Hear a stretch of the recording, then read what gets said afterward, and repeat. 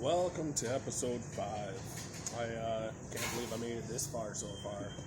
Right now I'm sitting in a Tim Hortons, so you might have a little bit of outside noise going on. I figured I'd get out of the house and do all my paperwork and just sit here enjoying a coffee and just not be bothered by the 6 people that are living in the house. I love my family, but it makes it really hard to concentrate when I'm trying to write down numbers and figure out what I did with my money. So I wasn't very good at tracking my money, so I did it all this morning. Went through the last 2 weeks of everything I've spent, wrote it all down, calculated totals, and other than the fact I didn't pay any bills, this really isn't that bad. Alright, so I'm just going to get right to telling you where my money went, because on my last episode I told you that I wasn't going to make a budget. I kind of made a budget, but it was a rough budget because I just was going on vacation for 3 weeks and needed to make sure that I had the money to be on vacation. So anyways, here we go. This is kind of mixed in with 4 days at home, and then the rest of it is out on vacation so far.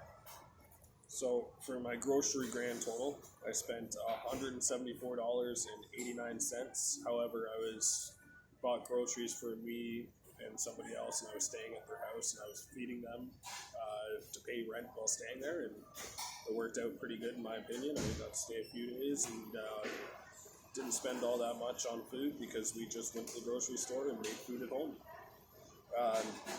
That option has kind of left the table, and I have been going back to the grocery store, getting pre-made sandwiches and kind of stuff like that while I'm staying somewhere else. But it's okay. Making ends meet pretty good. Still got a bunch of money left. Takeout food. When I first got here, that dinner cost quite a bit of money, but so I'm up to $235 on takeout food. Because I can't make coffee at home anymore, I'm enjoying myself a nice double from Tim Hortons. It's almost like all of us Canadians love our double-doubles.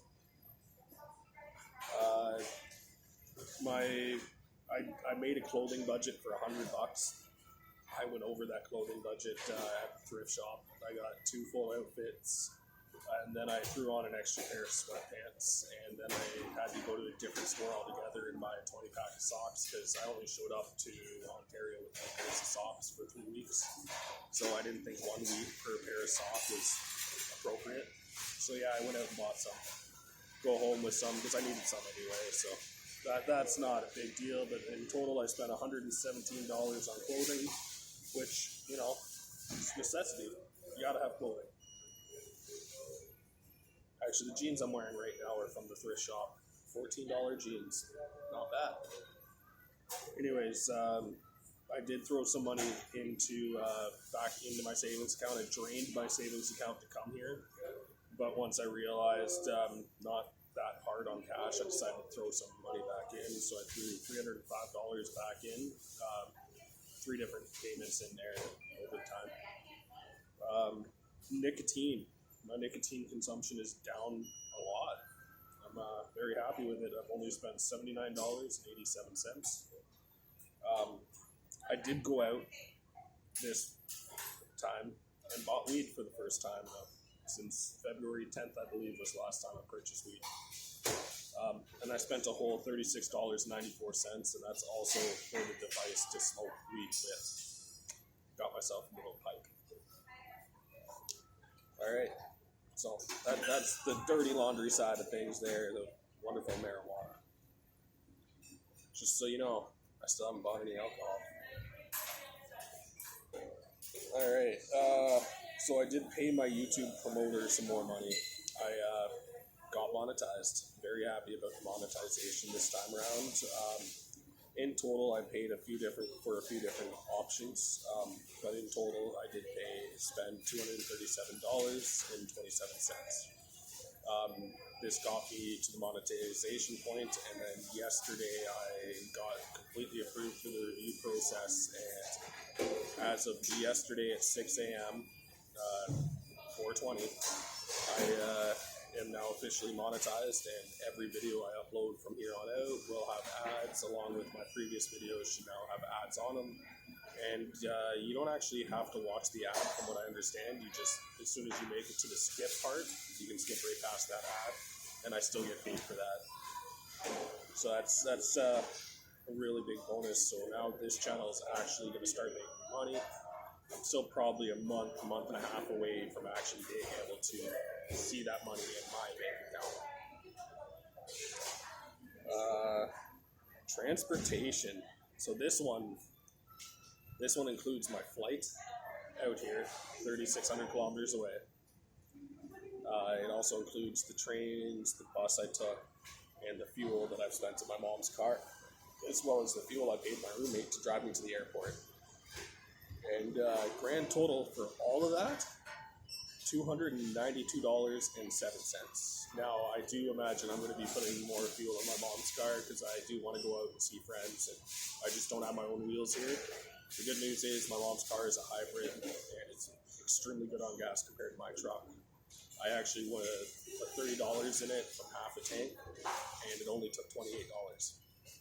So I was quite happy with that. I figured it wouldn't even take it to where it did, and it couldn't even take it all. What else do we have on here? Got that out of the way. So, as far as my bills go, we'll work on those and see what we can do to get those kind of fixed and written down, because I am away on vacation. I don't have all the information what I owe written down. I've switched to paper copies. It's just a little bit easier for somebody who doesn't own a computer. The first thing I'm going to do with this YouTube income is purchase a computer. I desperately need one, and it would make my videos better for you guys as well.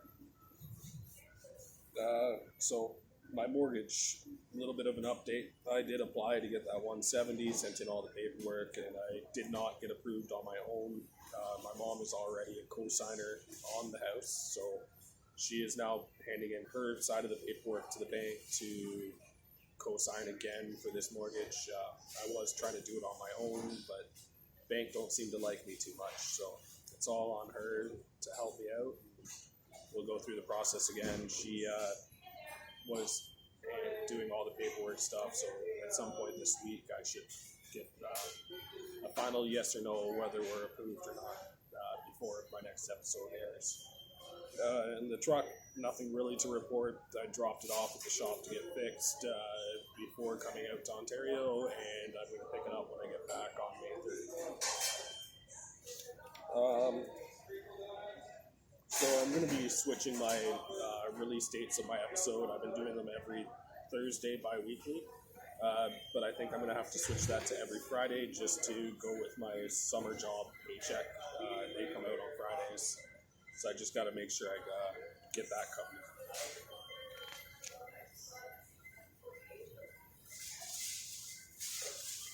As far as my EI reporting goes, I can do that tomorrow morning at 8 a.m. I can file my first EI claim, and then Tuesday I should get my first payout for unemployment insurance. My paycheck from my winter job was only 1 week because I did get laid off, and it's the end of the season. You work at a ski resort, the end of the season happens, layoffs happens to me for the last 14 years in a row. It's nothing new, but yeah, it was only 40 hours plus like a month worth of vacation pay added on, came out to $888.07, and I just got that in this morning, and that's just going to go straight to paying my truck payment. I'm not going to throw that into my vacation fund because I still have enough money in my vacation fund, I believe, to stretch out 3 weeks, so now the money I am getting is actually going towards bills. And that's actually everything that I got on my list for you.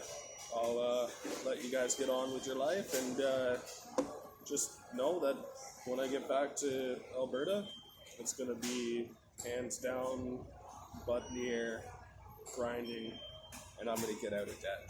There's going to be no more surprise vacations or anything like that. It's just go and get out of debt.